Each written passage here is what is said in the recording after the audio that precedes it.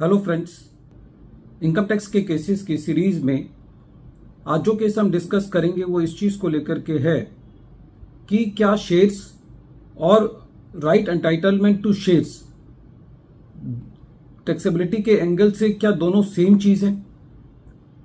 Present case में Mumbai ITAT के सामने ये इशू था कि इंडिया और सऊदी अरेबिया के डबल टैक्सेशन अवॉइडेंस एग्रीमेंट के मुताबिक यदि किसी असेसी के पास इंडियन कंपनी के शेयर्स हैं तो वो सोर्स कंट्री में भी टैक्सेबल होगा, लेकिन प्रेजेंट केस में असेसी ने शेयर्स सेल नहीं किए थे। असेसी को ये राइट मिला था कि वो जो इंडियन कंपनी बीए है उसमें शेयर्स होने की वजह से वो अपना राइट और एक्सरसाइज कर सकता है दूसरे शेयर्स लेने के लिए। असेसी ने उस राइट को सेल किया था जिसकी वजह से असेसी को शॉर्ट टर्म कैपिटल गेन हुआ था।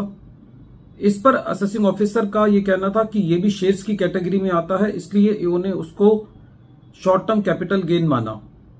तो यही इशू ट्रिब्यूनल के सामने था कि क्या शेयर्स और राइट एंटाइटलमेंट टू शेयर्स एक ही चीज है।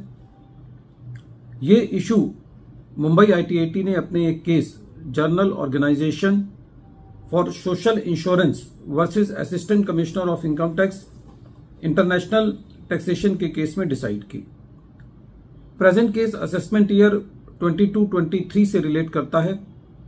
प्रेजेंट केस में असेसी सऊदी अरेबिया का रेजिडेंट है और असेसी के पास एक इंडियन कंपनी बीए के कुछ शेयर्स हैं। इंडियन कंपनी ने अपने सब शेयर होल्डर्स को ये राइट दिया कि वो और शेयर्स ले सकते हैं। असेसी ने और शेयर्स ना लेकर के जो ये राइट था उसको सेल किया, जिसकी वजह से असेसी को कोई प्रॉफिट हो रहा था।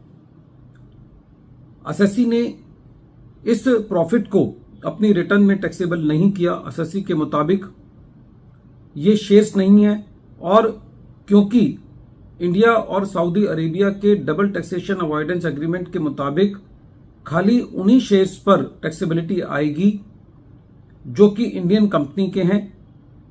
लेकिन during the assessment proceeding assessing officer का ये कहना था कि क्योंकि असेसी को ये राइट एंटाइटलमेंट टू शेयर्स इस वजह से मिला है क्योंकि असेसी के पास शेयर्स हैं, इसलिए उसको भी शेयर्स के बतौर ट्रीट किया जाना चाहिए। और असेसिंग ऑफिसर ने accordingly section 13 article 13 sub article 4 और आर्टिकल 13 सब आर्टिकल 5 जो कि डबल टैक्सेशन अवॉइडेंस एग्रीमेंट का है इंडिया और सऊदी अरेबिया के बीच, उसको कंसीडर करते हुए उसको असेसी की इनकम में as a short term capital gain add किया।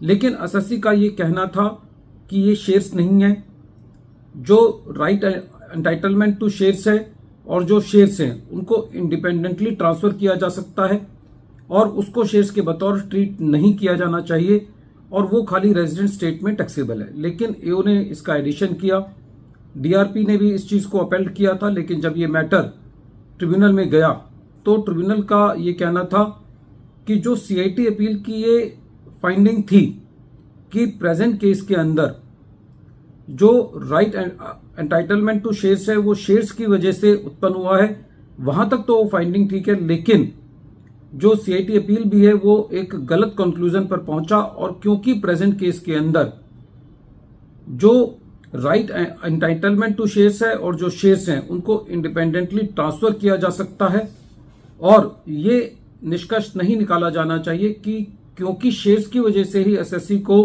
राइट शेयर्स का ऑप्शन मिला है तो उसको शेयर्स के बतौर ट्रीट नहीं किया जाना चाहिए।